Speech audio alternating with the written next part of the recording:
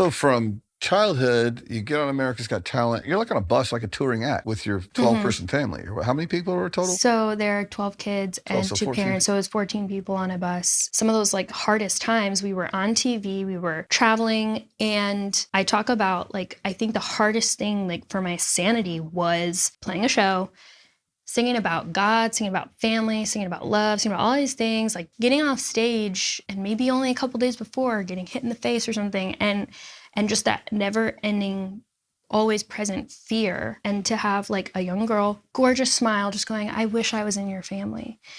And that cognitive dissonance of being like, I can't survive this much longer.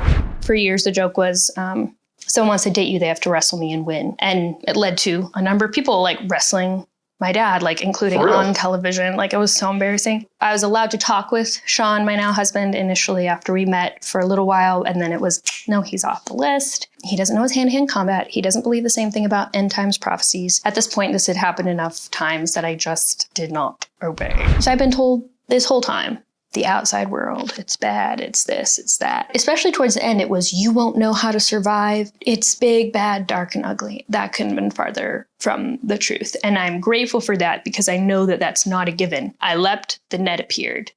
It's always worth leaping. The net doesn't always appear. And like, that's the thing is sometimes people come share your story, talk, and it's like, I will. And I am so happy. It's been a happy ending, and it's not an ending. The story's ongoing with its own challenges and everything.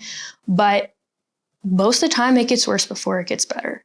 And if you pause the story in that middle, it is dark, dark, dark. How long has your dad been in jail? So he was sentenced in 2017, where I think we're like 6 years into what ended up being a 40-year sentence. It's interesting because, you know, there were certain outlets and stuff tracking the story, and they didn't get the story right in many ways. With so complex of a story, again, leaving room for doubt. A lot of times, I don't think people are trying to get it wrong, but of course, with such a complicated, delicate, personal thing, like it's been reported, like I reported to a family counselor.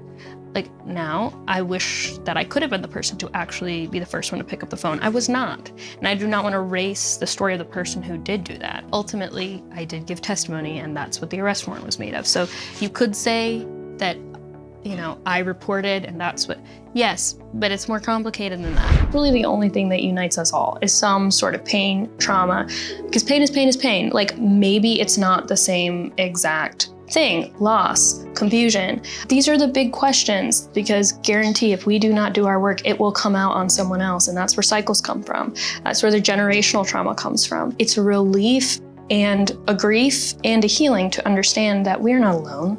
It would be easier for me to be mad at God in your shoes than in my shoes. I haven't been mad at God about losing my child. I haven't. I mean, the analogy of God loving us like we love our children is completely blown on you. You're like, yeah, oh, great. So he loves me like my dad does? I'm just like angry at God. And I'm over here like nodding, but I'm like, do I want to nod to something that doesn't feel right? Or like, what do I feel about that? And I think on any given day, it can be different. Yeah. But I'm trying to make sense of, you know, I want to acknowledge that I think I'm looking at God, but my dad is in between me and that, you know, and we have so much imagery about the Father. I'm like, could you have picked any other example, please?